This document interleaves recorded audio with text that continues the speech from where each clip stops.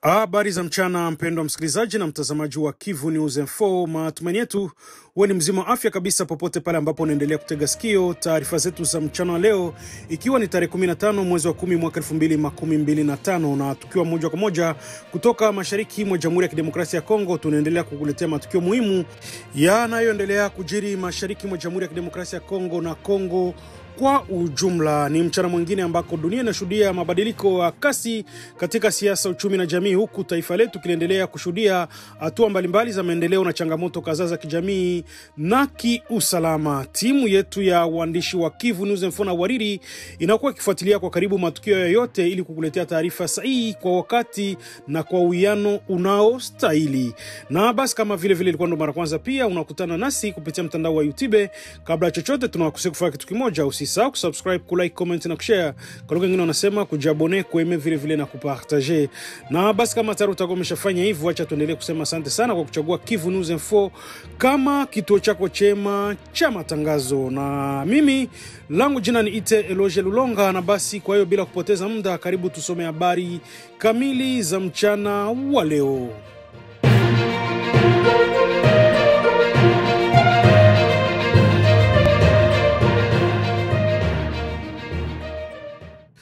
Tukianza katika mkoa wa Kivu Kaskazini ambako huzuni na majonzi imetanda katika eneo la Vuyinga, wilaya ya Lubero, kufuatia mauaji ya raia wasiopungua 19 waliouawa katika shambulio la kikatili linalofanywa na uasi wanaozaniwa kuwa wa ADF. Shambulio hilo lilitokea usiku wa kuamkia Jumatatu tarehe 13 Oktoba katika kijiji cha Mukondo, takriban kilomita 20 kutoka Mayiba, kwenye barabara ya Muyinga Mayiba.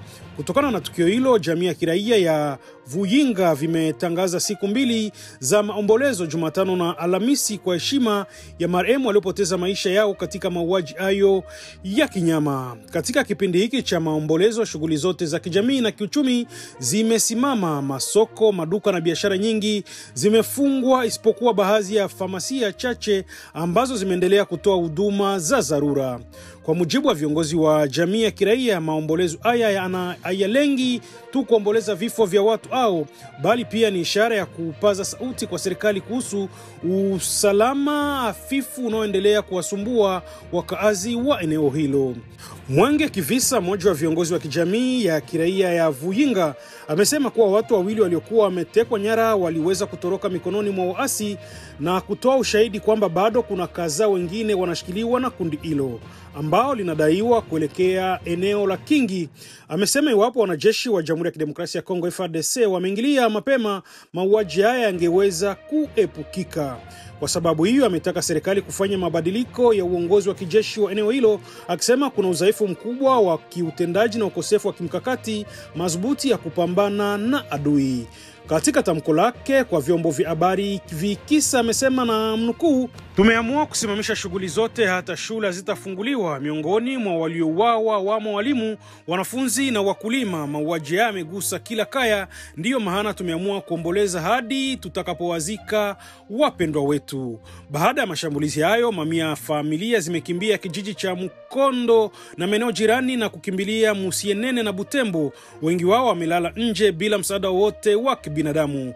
Viongozi wa eneo hilo, akiwemo msimamizi wa kijeshi wa Lubero na kiongozi wa kikundi la Manzia, wameomba msaada wa haraka kutoka serikali kuu na washirika wa kibinadamu ili kuwasaidia wakimbizi hao wa ndani. Kwa upande wa jeshi, msemaji wa operesheni Sokola moja, Luteni Mark Elongo, amethibitisha kuwa vikosi vya FARDC vimepelekwa Mkondo kwa ajili ya kuhakikisha usalama na kufuatilia wapiganaji wa ADF waliobaki. Hata hivyo, wakazi wengi na wanaharakati wa eneo hilo wanaendelea kukosoa mashirikiano kati ya FARDC na jeshi la Uganda UPDF, wakisema operesheni zao hazijazuia ongezeko la mashambulizi ya ADF.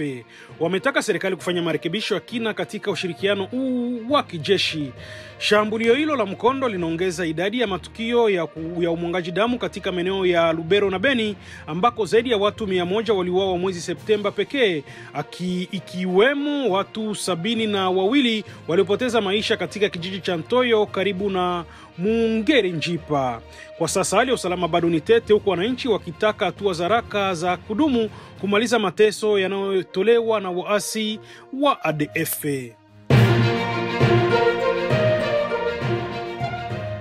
Jeshi la Jamhuri ya Kidemokrasia ya Kongo FARDC limeutumu kundi la waasi wa M23 kwa kuwaua raia 39 kati ya tarehe 6 na 12 Oktoba mwaka huu katika maeneo ya Ruchuru, mashariki mwa nchi.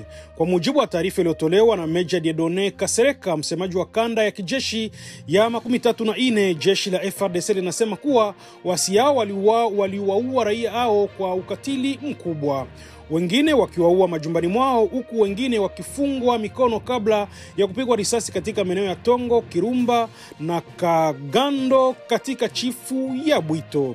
Jeshi hilo pia linaripoti kuwa nyumba kadhaa zimeungua moto na mali kuporwa katika vijiji vya Rusinga, Buuma na Mwingia vilioko katika kundi la vijiji vya Kiondo. Wote waliouawa wanadaiwa na waasi kuwa ni jamaa za wanamgambo wa kujitolea wanaojulikana kama Wazalendo, kwa mujibu wa taarifa hiyo. Jeshi la FARDC limelahani vikali mauaji hayo, ikiyataja kama uhalifu dhidi ya binadamu na ilikisema kuwa yatakumbukwa na wahusika hawatabaki bila kuadhibiwa. Aidha, limetaka jamii kujiepusha na ushirikiano wote wa makundi ya uasi na kuripoti haraka kwa vyombo vya usalama mtu yeyote au taharuki zozote zinazotia shaka. Tuhuma hizi zimekuja siku hiyo hiyo ambayo serikali ya Jamhuri ya Kidemokrasia ya Kongo na waasi wa M23 wamesaini makubaliano ya pamoja ya ufuatiliaji na udhibitisho wa usitishaji wa mapigano, hafla iliyofanyika mjini Doha nchini Qatar. Makubaliano yamefanikishwa kwa usaidizi wa Qatar, Marekani na Umoja wa Afrika, ambao watashiriki katika jukumu hilo kama waangalizi ili kuhakikisha uwazi na ufanisi wa mchakato wa amani katika maeneo ya Maziwa Makuu.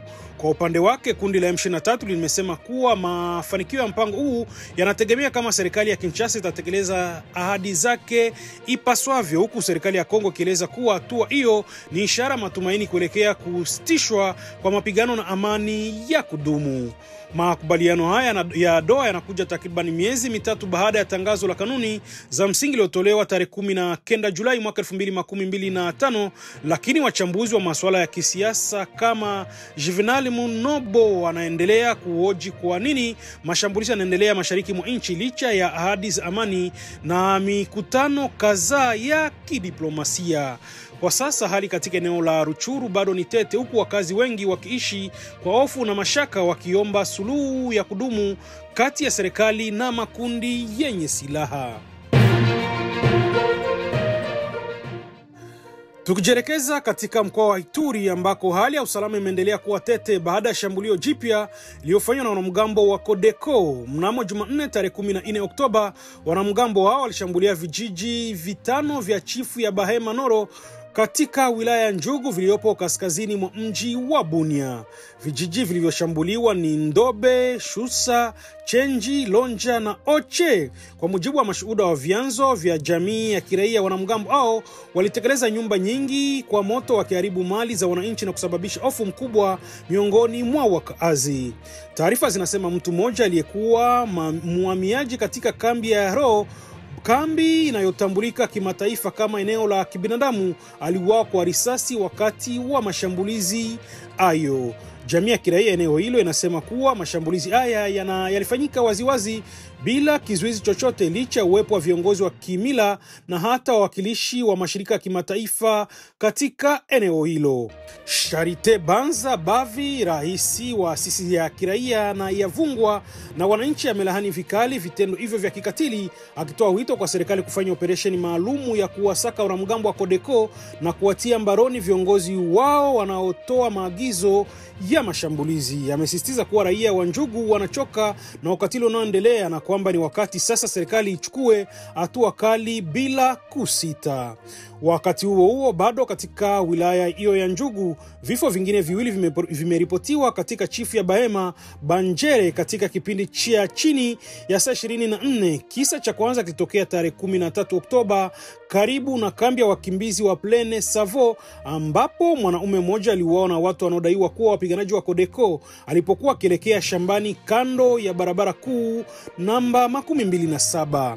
Kisa cha pili kilitokea Jumanne tarehe 14 Oktoba ambapo mmiaji mwingine kutoka kambi hiyo ya Plaine Savo aliuawa kwa risasi alipokuwa akielekea shambani katika kijiji cha Mbunjona. Taarifa zinasema kuwa mwili wa marehemu huo uliendelea kushikiliwa na wanamgambo wa Codeco kwa muda kabla ya jeshi la Uganda UPDF kuingilia kati na kubadilishana risasi na uasi yao ili kuruhusu raia kuchukua mwili huo.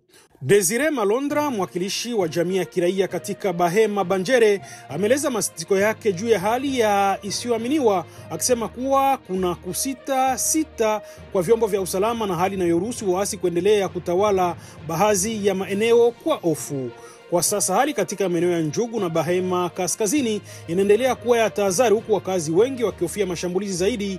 Mashirika ya kiraia yameomba serikali kuu na washirika wa kikanda kuchukua hatua za haraka ili kurejesha amani na ulinzi katika mkoa wa Ituri.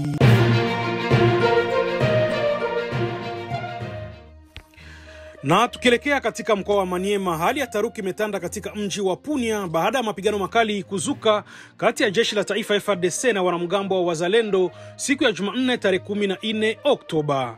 Kwa mujibu wa mashuhuda na viongozi wa jamii ya kiraia, mapigano haya yalitokea katikati ya mji wa Punia, hasa katika mtaa wa Nyanga, yalidumu kwa zaidi ya saa moja, huku milio ya risasi nzito na nyepesi kisikika mjini kote. Wakazi wanasalia kujificha majumbani mwao kwa hofu kubwa na kujeruhiwa, wakati askari wa pande zote mbili wakibadilishana risasi. Kwa sasa bado hajabainika wazi chanzo cha mapigano hiyo, lakini ripoti zilionyesha kuwa uwiano kati ya jeshi la FARDC na kundi la wanamgambo wanaojiita Wazalendo linaloongozwa na Kanali Serpa anayejitangaza mwenyewe umekuwa mgumu na mvutano mkubwa katika siku za hivi karibuni. Ndarabu Abedi, mkuu wa wilaya ya Punia, amethibitisha tukio hilo na kueleza kwamba uchunguzi wa hatari za mapigano bado unaendelea. Amesema namnukuu, kuna migogoro ya mara kwa mara kati ya FARDC na Wazalendo hapa Punia. Leo mambo yaliharibika zaidi na ndipo mapigano yalitokea mchana kutwa.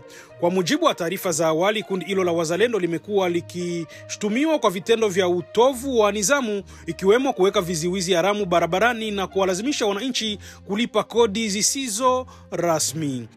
Haya sio mapigano ya kwanza kutokea katika eneo hilo. Mwezi uliopita wa Septemba, kundi la Wazalendo liliokuwa linatoka Lubutu liliripotiwa kuwaua askari kadhaa wa FARDC katika kijiji cha Yumbi kilichopo ndani ya wilaya ya Punia, katika tukio liozua hasira kubwa miongoni mwa wakaazi.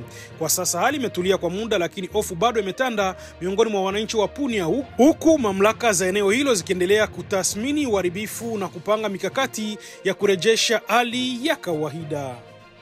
Makamu waziri mkuu anayesimamia ulinzi wa taifa na mambo ya wanajeshi wa stafu Gika Bondo Mwandiavita anatarajiwa kuwasili leo Jumatano tarehe 15 Oktoba katika mji wa Kindu, makao makuu ya mkoa wa Maniema. Ziara hii ni mwendelezo wa ziara zake za kikazi katika majimbo mbalimbali ya nchi, ikiwa ni sehemu ya jukumu lake kufuatilia hali ya usalama na ustawi wa viongozi vya jeshi.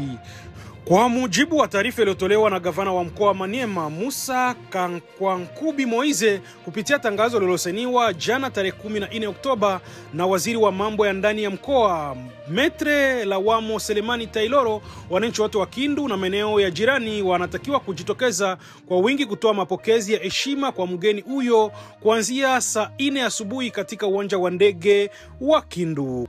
Kumbuka kwamba wakati wa ziara yake awali katika mkoa huo miezi michache iliyopita, Bwana Guy Kabondo Mwandiavita aliahidi ujenzi wa hospitali ya kisasa ya kijeshi kwa ajili ya wanajeshi na familia zao. Ziara yake ya leo inatarajiwa kujikita zaidi katika kufuatilia utekelezaji wa ahadi hizo pamoja na kuimarisha uhusiano kati ya jeshi na mamlaka za kiraia katika Maniema. Hadi sasa maandalizi ya mapokezi yameripotiwa kuwa yanaendelea vizuri, huku viongozi wa mkoa wakitoa wito kwa wananchi kudumisha amani na nidhamu wakati wa mapokezi hayo.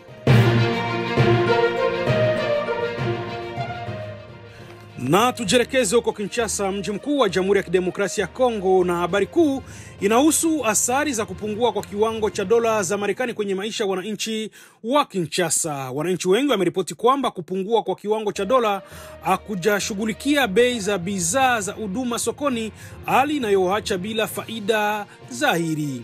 Wakizungumza na Radio Kapi siku ya Jumanne tarehe 14 Oktoba, baadhi ya wakazi wamelalamika kuwa bei za vyakula na bidhaa nyingine bado zimewekwa kwenye kiwango cha zamani. Mmoja wa wakazi hao wamesema kupungua kwa kiwango cha dola hakuna hatari chanya kwa sisi wananchi. Hadi sasa bei za vyakula hazijashuka, tunalipa bei ile ile ya zamani. Wengine wanalaumu pia serikali ya DRC kwa kutokufanya vya kutosha ili kuondoa utapeli na unyanyasaji sokoni kwa thamani ya fedha za kigeni. Wanazungumzia hali ambayo inazidisha changamoto za kila siku, hata kulinganisha na kipindi ambacho kiwango cha dola kilikuwa 28 kwa dola 10. Hali hii ya kupanda ghafla kwa pesa za Kongo zidi ya dola za Marekani imesababisha hofu na kutatiza bajeti nyingi kwa familia, huku wananchi wakihofia kupoteza uwezo wa kununua mahitaji muhimu. Prince Kenge, msemaji wa jukwaa la kisiasa la Muka, amehapa Benki Kuu ya Kongo BCC kuhakikisha kutimiza utulivu wa kiwango cha dola na kulinda uwezo wa wananchi kununua bidhaa. Benki Kuu ya Jamhuri ya Kidemokrasia ya Kongo BCC lazima isimamishe na kudumisha kiwango cha dola ili kulinda uwezo wa wananchi kununua mahitaji yao. Aidha, mwakili mmoja wa Kongo ambaye hakutaka atajwe jina ametoa wito kwa serikali kuhakikisha bei sokoni zimeendana na kuimarika kwa bidhaa kwa fedha za taifa. Hali hii inaonyesha kuwa licha ya kupungua kwa kiwango cha dola, wananchi bado wanakabiliwa na changamoto za kila siku za bei sokoni.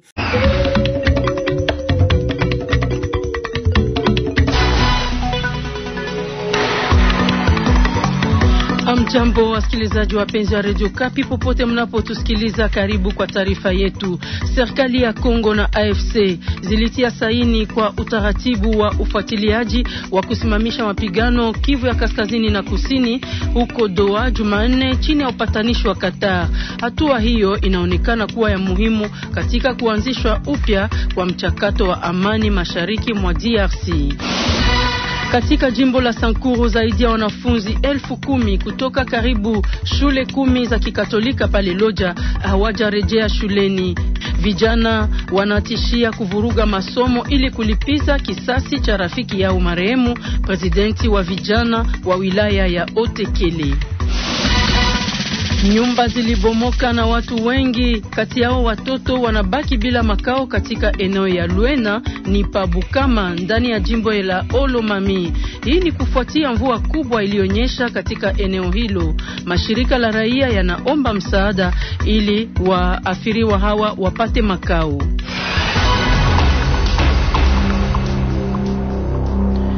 Karibuni tena na ninawatakia usikilivu mwema. Kama vile tulivyojulisha, hatua inayoonekana kuwa ya muhimu katika kuanzishwa upya kwa mchakato wa amani mashariki mwa DRC, serikali ya Kongo na AFC M23 zilitia sahini utaratibu wa ufuatiliaji wa kusitisha mapigano huko Kivu ya Kusini na Kaskazini. Yote yalipitika pale Doha Jumanne chini ya upatanishi wa Qatar.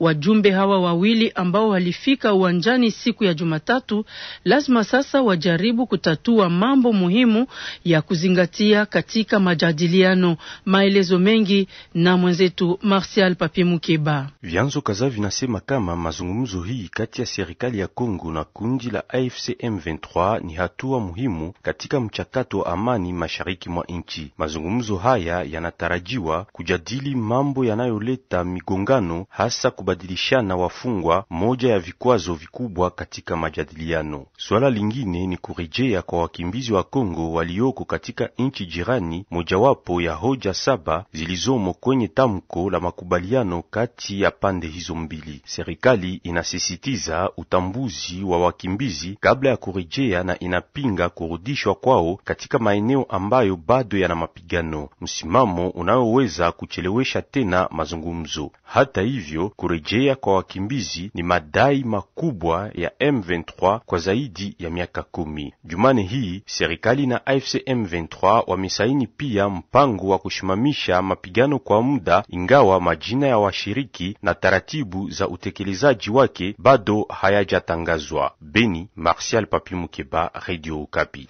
Upande mwingine, mshauri wa rais wa Marekani kuhusu Afrika, Masad Boulos, alikaribisha makubaliano yaliyofikiwa kati ya serikali ya Kongo na AFC M23 uko Doha kuhusu utaratibu wa ufuatiliaji na kuhakikisha kusitisha mapigano.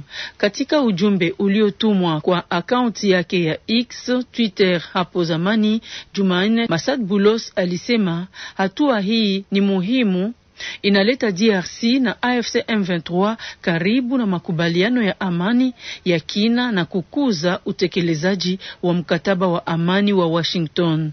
Utaratibu huo utahakikisha uzingatiaji wa makubaliano, kujenga uaminifu na kupunguza mivutano ya msingi, alisema. Tujielekeze sasa Kivu ya Kaskazini. Eneo la Mwenga limekatiliwa mbali kabisa na jiji la Bukavu tangu wiki moja. Sababu ni kwamba magari yote yanayosafirisha mizigo kuelekea Mwenga yamepigwa marufuku kutembea kando ya barabara nambari ya 2 kutoka Bwahungu na AFC M23.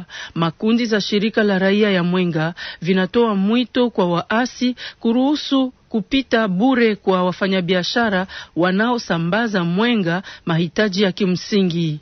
Lungele Itebo, akiwa kiongozi wa uratibu wa eneo la Mwenga wa mashirika la raia, anatahadharisha maoni ya kitaifa na ya kimataifa juu ya hatari inayowakabili wakaaji ikiwa hatua hiyo itaendelea. Kama vile tulivyotanguliza hapo mwanzo, katika jimbo la Sankuru, wiki moja baada ya mauaji ya kiongozi wa vijana wa wilaya ya Otekele, zaidi ya wanafunzi 10,000 kutoka karibu shule 10 za Kikatolika huko Loja bado hawajarejea shuleni. Duru za habari zinasema kuwa baadhi ya vijana wanatishia kuvuruga masomo ili kulipiza kisasi kifo cha rafiki yao marehemu rais wa vijana wa wilaya ya Otekele. Mkurugenzi wa mkoa wa EPST Sankuru ya kwanza anawaomba wazazi kuweka watoto wao nyumbani hadi hatua za usalama zichukuliwe. Maelezo yake Esther Ndalafina katika tafsiri ya Naomi Mutoke. Zaidi ya wanafunzi 10,000 wa masomo karibuni 10 za Kikatolika ya mji wa Loja hawafike tena kwenye shule zao. Inakuwa karibuni juma moja hizo habari zinahakikishwa na mashahidi hapo Loja. Ilikuwa siku ya pili baada ya kuuawa wa kijana wa kota Otekele. Maiti iliachwa mchana mzima na jamaa yake ambao ilikuwa ikilazimishwa malipo ya matengenezo. Vijana wengine wanasema watalipisha kisasi ya kifo ya rafiki yao kwa kuvuruga amani ndani ya shule yengine ya Kikatolika, hata kama walinda amani wanapatikana hapo. Kwenye television radio, Bwana Gregory Bokoma, musimamizi wa EPST Sankuru 1, anaomba wazazi walinde watoto nyumbani. Wazazi ambao watoto wao hawapatikane fasi ya fujo wanashutumu kutokusoma ya watoto yao. Tuelekee sasa upande wa Olomami. Nyumba zilibomoka na watu wengi mkiwemo watoto wanabaki bila makazi katika eneo ya Lwena pale Bukama ni katika jimbo la Olomami. Hii ni kufuatia mvua kubwa ilionyesha eneo hili Jumamosi iliyopita. Mashirika la raia ya eneo yanatahajirisha na kutoa kilio cha yowe kwa ajili ya waasiriwa hawa ambao wamekabiliwa na hali mbaya ya hewa. Lukwamba. Upande mwingine, kutambua udhaifu katika mfumo uliozoofika kwa muda mrefu na kuweka msingi ya mageuzi ya uendelevu ya sekta ya ushuru katika eneo la Tanganyika. Hii ndio lengo la mkurugenzi mpya wa ushuru ya barabara katika jimbo hilo.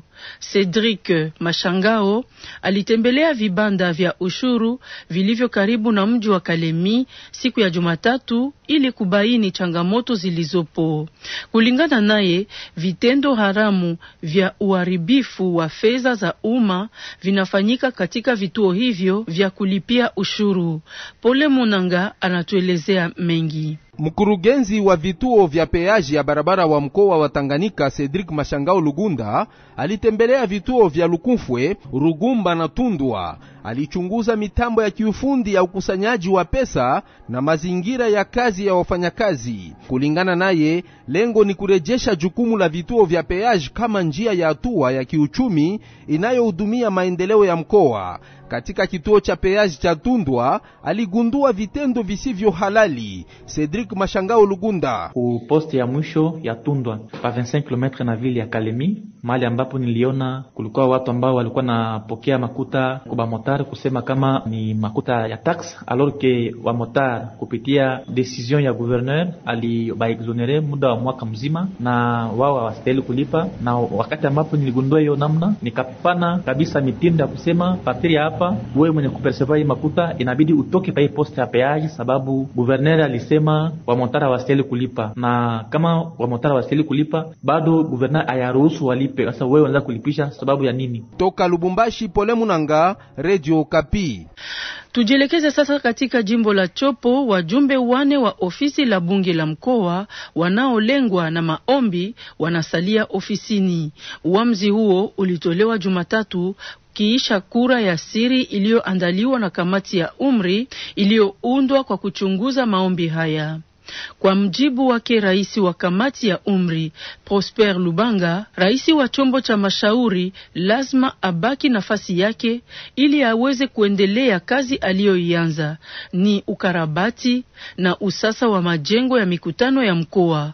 Jacques Mukonkole ana mafasirio mengi. Wabunge 28 kati ya 29 wa bunge la mkoa walishirikia kikao hiki cha mkutano mkuu chini ya uongozi wa rais wa ofisi ya wazee. Maombi 8 yamepitishwa kisa kwa kisa. Chini ya uongozi wa rais wa ofisi ya wazee, maombi 8 yamepitishwa kisa kwa kisa. Wajumbe walioshughulikia wanasimuliwa kwa mpangilio mbinu zao kujilinda. Mwisho wa siku kila ombi limekataliwa na wabunge wengi. Kwa katibu wa ofisi wa wazee Sengumbu, hii inaonesha ushindi wa demokrasia. Kwa upande wake Pole Lokesa Bomboli, mtoa ripoti wa ofisi ya bunge la mkoa, ni vigumu kupendwa na kila mtu. Kazi lazima iendelee bila chuki kwa mtu yoyote kwa faida ya mkoa. Tukumbushe kwamba Mateus Kanga, rais wa bunge la jimbo la Chopo, alikuwa akikosolewa hasa kwa udanganyifu wa fedha ya Frivao, gharama za uendeshaji pamoja na ukiuaji wa taratibu za zabuni. Mujikisangani, Jacques Mkonkole, Radio Okapi.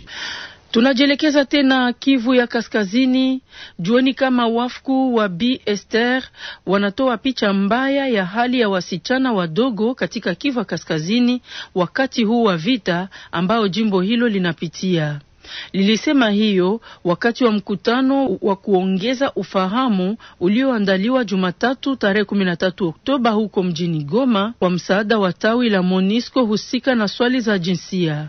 Hii ni ndani ya mfumo wa siku ya kimataifa ya mtoto wa kike ambayo inasherekewa tarehe 11 Oktoba ya kila mwaka.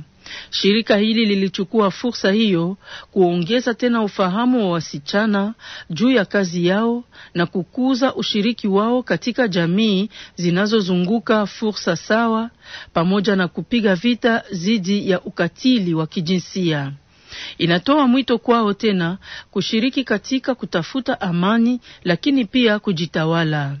Tuzungumze sasa habari za michezo. Mechi ya kugombea kuhudhuria mashindano ya kombe la dunia mwaka 2026, Leopard ya DRC itawakaribisha Mamba wa Nil kutoka Sudan Jumanne hii tarehe 14 Oktoba mwaka huu katika siku ya 10 na ya mwisho ya mechi ya kundi B. mechi muhimu ambayo itaamua iwapo DRC itacheza fainali za kombe la dunia zaidi ya miaka 15 baada ya nchi hiyo kushiriki mara ya mwisho. Wapenda wasikilizaji, karibu tena kufata kipindi cha pili cha taarifa yetu katika usomi wake Rosalie Zawadi. Radio Okapi, invité en Swahili. Hali ya vita mashariki mwa Kongo inaleta vurugu ya kipsikolojia katika akili za wanafunzi wa shule la msingi na sekondari, hata wale wa vyuo vikuu, waalimu kwa ngazi zote hizo na hata wazazi pia. Hivi wote wanahitaji tiba inayofaa. Ndio maana chuo kikuu ISP Bukavu kimeandaa kitabu kwa sababu hiyo na kupendekeza kitumiwe katika programu ya mafunzo nchini Kongo. Profesa Samuel Matabishi Nyamashunju ameongoza maandalizi ya kitabu hicho. Ana shahada ya udaktari katika sayansi ya lugha na mkurugenzi wa kitengo cha utafiti maalum kuhusu elimu na maendeleo. Tumsikilize katika mahojiano haya. Profesa Samuel Matabishi Nyamashunju, jambo. Jambo Mariri. Mkutano huu ambao ISP chuo cha walimu jimboni Kivu ya Kusini kinatoka kuandaa hapa Bukavu unakuwa na malengo gani? Ndiyo, kwa niaba ya ISP ya Bukavu tumeandaa mkutano wa siku 3 tangia siku ya kwanza hadi siku ya pili ya 3. Tulikuwa tukiongelea juu ya namna gani masomo itaweza saidia kwa kutatua mizozo ambayo tunaishi leo katika nchi yetu ya Kongo. Tangia muda fulani tumeanza kutumika juu ya kitabu ambayo tunaita Manuel de gestion et résolution de conflits, d'éducation en situation d'urgence, de pédagogie sensible au conflit et au traumatisme. Hiyo kitabu ambayo tulianza andika tunahitaji iingizwe ndani ya programu ya masomo katika vyuo vikuu ambavyo vinafunza wanafunzi namna ya kufundisha katika shule za msingi, shule za sekondari katika nchi ya Kongo nzima. Sasa mnawaza itasaidia kivipi? Ndiyo, tunawaza itasaidia kwa sababu wakati wanafunzi wanafunzwa juu ya hiyo, kila mtu mahali kwenye iko atajikaza kujua namna gani mizozo inatatuliwa na nini inaleta mizozo, na wakati anapofunzwa kwa nini inaleta mizozo, hiyo itasaidia. Tunajua ya kwamba mwalimu ana kazi nyingi sana. Kila mtu katika mji anajua ya kwamba mwalimu ni mtatua mizozo, mwalimu ni wakupana mashauri, mwalimu ndio vyote ndani ya mji. Kila mtu mwenye kuna shida kwake anakimbia kwa mwalimu, na mwalimu kama hana la kusema hawezi kuwapatia maneno ambayo hakufundisha. Ndio tumeomba ya kwamba katika vyuo vikuu vya ISP 132 ambazo vinakuwa ndani ya nchi ya Kongo, ikiwa wataweza kufundisha walimu, kila mwenye anatoka ndani ya ISP ajue namna gani ataweza kutatua mizozo, na wazi itasaidia sana nchi yetu kwa kuevite mizozo ambayo tunaona kila siku ambayo inazaa matunda mabaya, traumatisme, watoto wanageuka, tujue tena ni watu gani ambao tunafundisha, na wazi itasaidia. Ombi lenu kubwa kwa watawala ni gani kusudi muweze kufikiria lile ambalo mnalitarajia? Kisha mkutano tumefikiria ya kwamba ombi kubwa ambayo tumefikiria ni kusema ya kwamba wahusika wa mambo ya masomo, mafunzo katika nchi yetu na utafuti wajitie pamoja ili hiyo kitabu iingizwe, hiyo programu iingizwe ndani ya mafunzo yoyote ambayo tafanya. Tumesema ya kwamba na wale ambao wanafundisha walimu wapya kuingia ndani ya kazi ya kielimu, na wafunzwe namna gani wateza gérer traumatisme, magonjwa ambayo inatokana na shida ambazo watu wamepitia. Waingize wafundishe watu namna gani watafundisha wakati kuna shida mbalimbali sawa hizo zenyewe tuko tunapitia ndani ya mji yetu leo. Kwa sababu katika shida tuna ile shida ya vita, na vita inapokuwa inaleta mizozo, inaleta shida, inaharibisha moyo.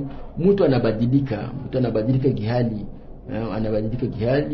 anapobadilika kihali ile inaleta shida nyingine ya kuelewana, na inaomba mwalimu mwenyewe atakuwa kwa masomo ajue ya kwamba watoto ambao atawapokea wana shida, na yeye mwenyewe ana shida, na wazazi wana shida, na kila mtu ana shida, na kila mtu kwa mgonjwa anahitaji atunziwe, aone wadaktari ambao wanahusika na psikiatri, kwa sababu tumepita magumu mengi sana, na hiyo imebadilisha hali ya mji na ya watu kwetu.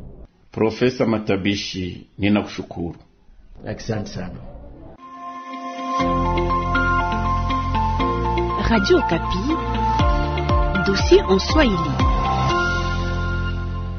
Watu wengi huosha chupi zao mara kwa mara, lakini wachache wanatambua kwamba njia ya kukausha inaweza kuwa na jukumu muhimu katika afya zao. Kukausha chupi yako kwenye jua ni tabia rahisi ambayo inatoa faida nyingi. Jean-Claude Lokidile alizungumza na baadhi ya wakaaji wa Bunia. Hii hapa ni ripoti yake. Watu wengi usafisha mara kwa mara nguo zao za ndani, lakini wachache hawajui namna ya kuzianika kinaweza kuathiri afya yao. Hapa Mjibunya wakazi kadhaa wamehakikisha uzoefu huu. Nicole Kodiango anaamini kuwa jua ndio njia salama zaidi ya kukausha chupi. Si basika tunakuwa na mikrobe zingine inakufaka mjua. Sasa ukikuwa na la habitude ya kuanika sous-vêtement yako kupali mwa ya baridi haiwezi kauka bien, et puis inapasha leta maladi nyingine. Hata hivyo wanawake wengine huchagua kuikausha ndani za nyumba. Mwanamke mmoja ambaye hakutaka kutajwa jina lake anatoa sababu. Kulupango ingine kama batu piko mingi, mnaikala batu mingi, mtu ataogopa kuetale sous-vêtement ke inje. Pourquoi? Parce que peut-être batangalia na macho mubaya, watamtupia magonjwa, ndio ataogopa. Huo si unaona mama wengine abakwaki na sous-vêtement zaidi, saa zingine iko nao 2 ou bien 3 ou bien moja, kama inachoka mwaye a renouveler mbio haiko, ndio unaonaka anasikia woga, anasikia haya kuetalia inje. Lakini kwa wataalamu jua ndio hutoa usafi bora zaidi. Daktari Sharki Samba anakumbusha faida ya kuweka mavazi ya sehemu ya ndani kwa jua. Presque bakteri yote ile kategoria ya microbe na virus haita resiste. Itakufa juu lumiere ya soleil iko na partie moja itaka ultraviolet, alors inaua kama microbe. Kukausha chupi kwenye jua pia ni za bure, zinaheshimu kanuni za mazingira. Hakuna haja ya umeme, na kwa vitambaa vyeupe jua hufanya kazi kama dawa za kuiboresha. Lakini Feza Joani, mkazi wa Mjibunya, anaonya kwamba si lazima kuiacha siku nyingi kwenye mwangaza za jua, kwa kuwa kinaweza kusababisha muwasho katika sehemu za siri za msichana au za mwanamke. Daktari Sharki Samba anaongeza hatari zingine. Ndio kama inagawia tena kujua kuko mpepeo kunapiga, pusheri napata na inzi banatembea na mayai inabakia pale. Sio utenda vala yao ile mayai inaingia kungozi na magonjwa, inakuwa safunza, itabakia chini ya ngozi. Kama kuna 5 6 inaluma, inaleta vile fievre. Alors wakati nia inastahili tosha 2 jours, une journée ni mzuri kama kuko soleil nguvu 2 jours ça va. Kwa hivyo kukausha nguo za ndani ama chupi juani kuna baki tabia rahisi, ni za bure, pia rafiki za mazingira, na zaidi ya hayo yote hulinda afya ya siri. Toka Bunya, naitwa Jean-Claude Lokidile, Radio Okapi. Na ni hapo tunafika mwisho wa taarifa yetu ya siku ya leo. Taarifa iliyotayarishwa naye Elize Chikota chini ya uongozi wake Alain Rung Mushinj pamoja na Poli Muzalia. Upande wa ufundi taarifa hii ilipeperushwa kwenu naye Jedonye Nyangasa. Ninawashukuru kwa usikilivu wenu mwema na kuwatakia siku njema.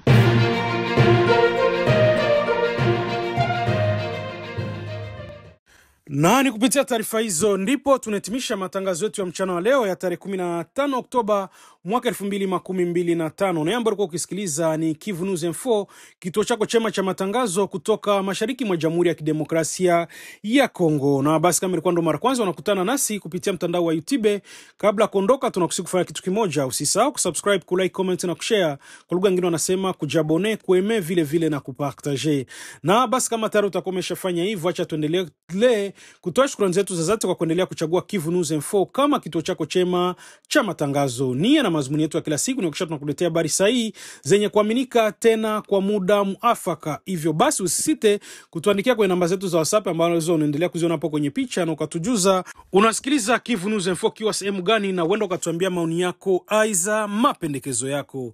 Kingine cha kufanya unaweza ukabonyeza kwenye titre, nitakupeleka moja kwa moja hapo chini kwenye description ambako utakutana na linki mbili. Linki ya kwanza ukibonyeza itakupeleka huko kujiunga na channel yetu ya WhatsApp, na linki ya pili ukibonyeza aiza kuklike itasababisha unajumuika pamoja nasi kwenye grupe letu la WhatsApp, na itasababisha usipitwe na chochote kipindi ambako tutakuwa na kupostia habari mpya kupitia channel yetu hii ya YouTube. Langu jina mimi ni Iteloje Lulonga. Basi channel endelee kutoa shukrani zangu za dhati kwamba ulikuwa na sisi mwanzo hadi mwisho, na niendelee kukutakia mchana mwema, na wenda tukutanane tena kwenye taarifa zetu zingine za baadaye. Hii ni Kivu News Info, machako pekee cha habari na burudani kutoka mashariki mwa Jamhuri ya Kidemokrasia ya Kongo. Kivu News Info, sauti yetu, habari yako.